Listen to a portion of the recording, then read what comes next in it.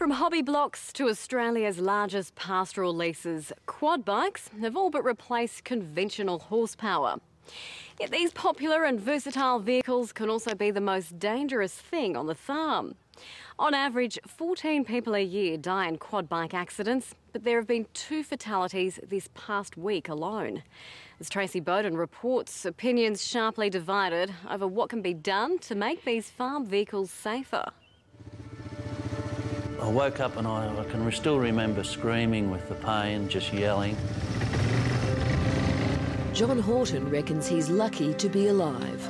The farmer from Alexandra, northeast of Melbourne, is one of the estimated 300,000 Australians who use a quad bike. He sees the vehicle as an essential tool of the trade, but it nearly killed him. The motor stalled a little bit, so I started it and it was still in gear. And at the same time I gave it some revs and it just flipped over backwards.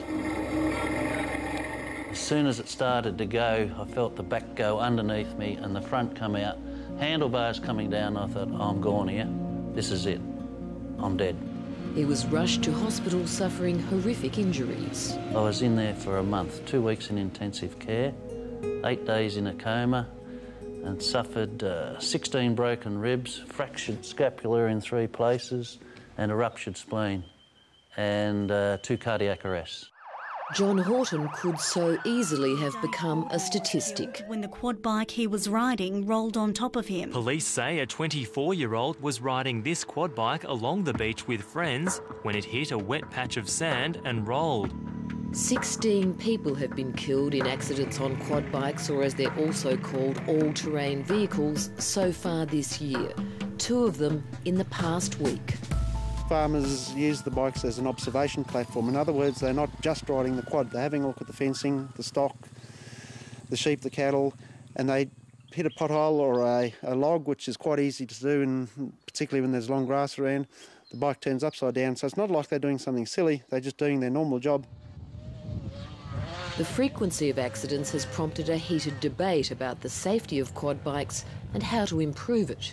The industry has blood on their hands.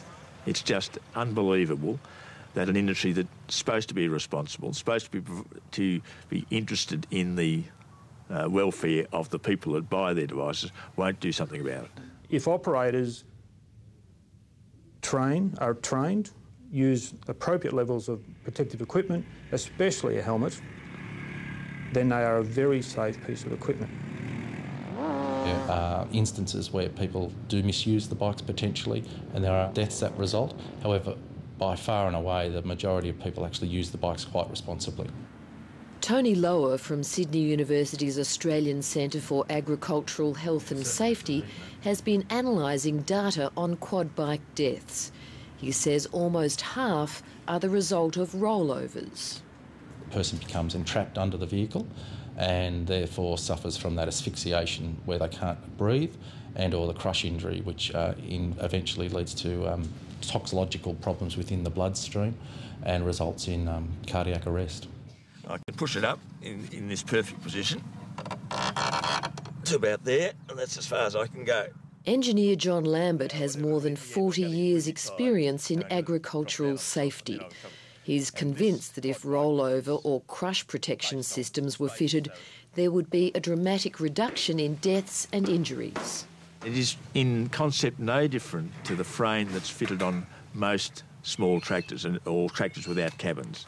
If it rolls, it only rolls onto its side. You're unlikely to be trapped underneath, and if you are trapped, you're much more likely to be able to move the quad bike in some way and get out from underneath. Doesn't mean you won't be injured, but it means you won't be underneath with the whole weight of the quad bike on your parts of your body.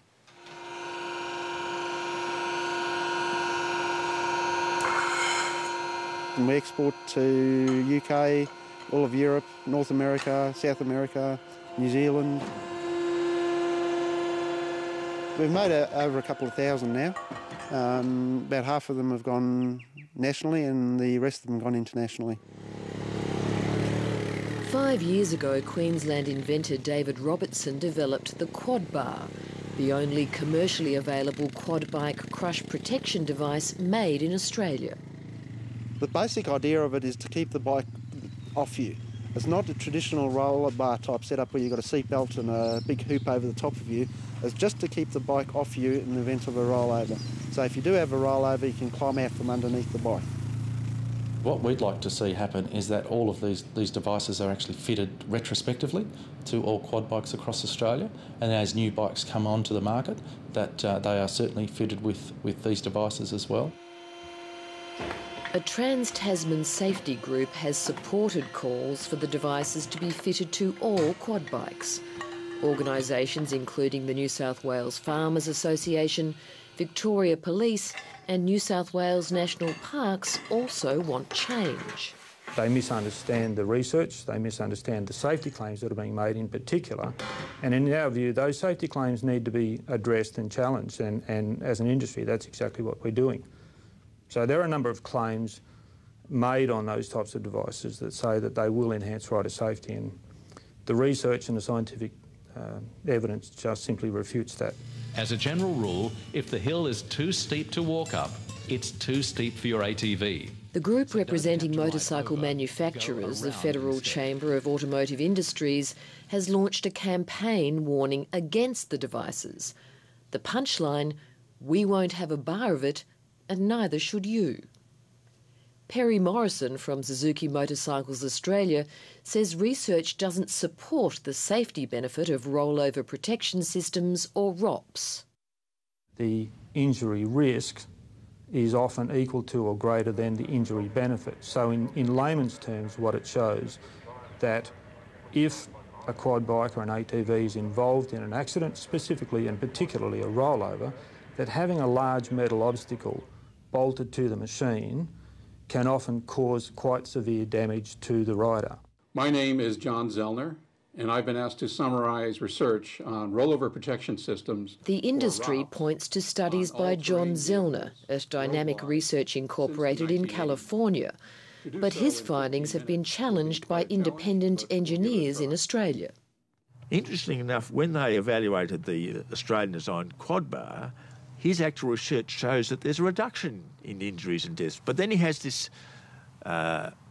totally unbelievable way of evaluating the benefits of a safety device, which nobody else in the world uses, to show that it's still not good enough. Speaking from the United States, John Zellner says his research meets world standards. We certainly stand by our findings. For every 10 injuries that the quad bar prevented, the quad bar created 10 new injuries. And these injuries involve the quad bar impacting and striking the head and the neck and the spine of the rider, and also the quad bar crushing the head or the limbs between the bar and the ground. The WorkSafe groups have actually said that the industry has got blood on its hands because it hasn't installed a device that could improve safety. Well, it's a view that we disagree with. It's a strong criticism, though. I think it's an unfair criticism, quite frankly, when we have a machine that has undergone continued safety development and evolution over almost 30 years. I think the attention really needs to be focused on safety awareness and appropriate riding conduct, training, helmet usage and those types of matters, because we've seen, and our experience is quite clear in the US, when the attention is put into those areas, vehicle standards and so on, we can see a noticeable decline in ATV injuries and incidents. And that's where we think the approach should go. So when the companies say that they have made the vehicles as safe as they believe they can, is that correct and is that good enough? No, it's not correct because they're still killing people. We've still got deaths and serious injuries, so they haven't gone far enough. Raphael Gebieta from the New South Wales Injury Risk Management Research Centre believes the unfortunate result of all this debate is a confused public. So why do you think there are those two so opposing views? I think it has a lot to do with litigation. I think if the industry admits that it doesn't have a suitable design for rollover, and if they provide any design, then I think they wind up opening the floodgates in terms of civil action for product liability. If you decided to fit them, would it be feasible that people who'd had accidents in the past could then attempt to take legal action? Don't see any circumstance in which we would decide to fit such a device. It makes you think a lot more about safety. Take it a little bit easier. If a cow beats you, go around it, bring it back. It'll give in before you will. Because I can't do all my work that I used to, I've got to have help to do some things. 18 months after his accident, John Horton is back on his quad bike, but with a rollover protection device fitted. I think safety first. They should have some sort of roll protection, because I really feel that would have saved a lot of my injuries. I'd like to see funds invested in identifying the mechanisms by which people are being killed and injured, and then appropriate designs, researchers working together with the industry, trying to address the problem and trying to find a solution.